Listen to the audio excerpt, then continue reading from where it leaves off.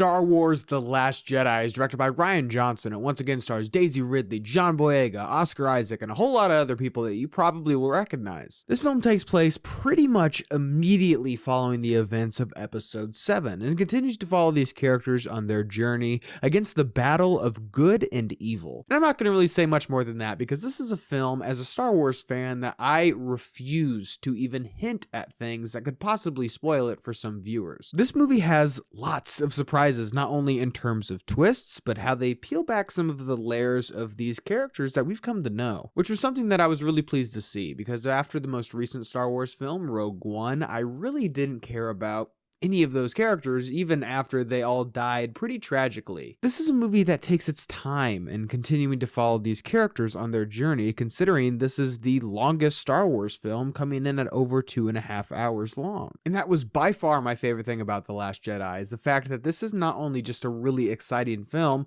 but this is a really smart character study on not just Rey, not just Kylo, but also Luke Skywalker as well. This film asks questions that have never been asked before. This movie does things that I promise you have never seen in any Star Wars movie. The cast once again proves themselves to be really excellent. Daisy Ridley once again is fabulous as almost this kind of precocious learner of the Force. Adam Driver continues to be brilliant as Kylo Ren, who I think is one of the most fascinating characters in this new trilogy. John Boyega and Oscar Isaac continue to both be really charismatic and likable characters in this new set of Star Wars films.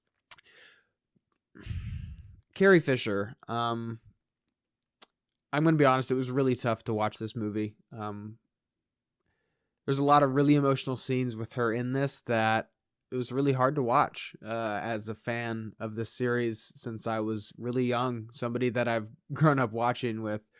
I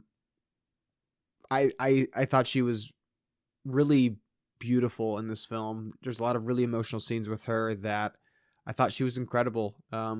She's still as good as she's always been in this role, and I really treasure her performance in this film. Mark Hamill reprises his role as Luke Skywalker in this film, a role that he hasn't done in years. And I am so pleased to say that he has given one of the greatest performances in this entire series thus far. Hamill is so good in this movie. Rian Johnson's vision for Luke is so unique and one that is so satisfying even after all of these years of waiting to see what lies ahead for this chapter in this character. I cannot say that there was a single scene that I disliked with him in it. He is just so electric. With The Last Jedi, Rian Johnson is continuing to prove that he has the capability to film action scenes really well. And thankfully, this movie has some of the best action scenes in the series. And with the hand-to-hand combat battles in this movie, there's this really incredible mix of the type of combat that we see in the original trilogy and this almost dance number-esque type of fighting that we see in the prequels. It really blends those both together to make something really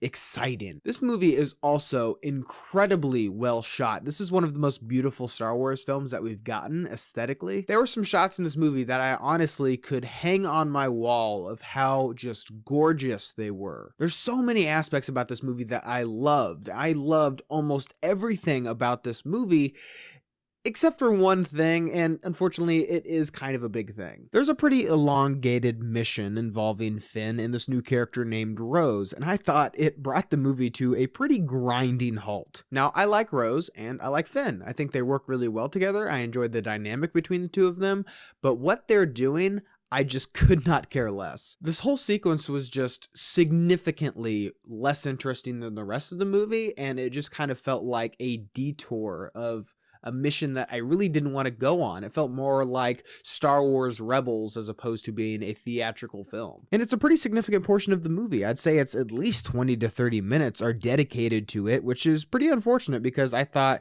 it was just really uninteresting and felt mostly like a plot device. But thankfully, that's my only negative takeaway with this movie. After seeing it one time, I really can't think of anything else that I disliked about this movie. This is a great film. This is a beautifully crafted Star Wars film that is very clearly made by a fan of the series and knows why people love these films, the characters. The sequel has some of the most profound and poetic storytelling of any film in the saga. It's a beautiful movie, not only technically, but on an emotional level as well. I loved The Last Jedi, and I think I'm only going to love it even more after watching it again and again and again. So did you guys see Star Wars: The Last Jedi? Where does it rank in the saga for you? Leave your thoughts and opinions down below. And as always, guys, thank you so much for watching today. I hope you liked today's video. And if you did, click the link down below and subscribe to my channel for more movie reviews, movie related things. Guys, thank you so much for watching, and see you next time.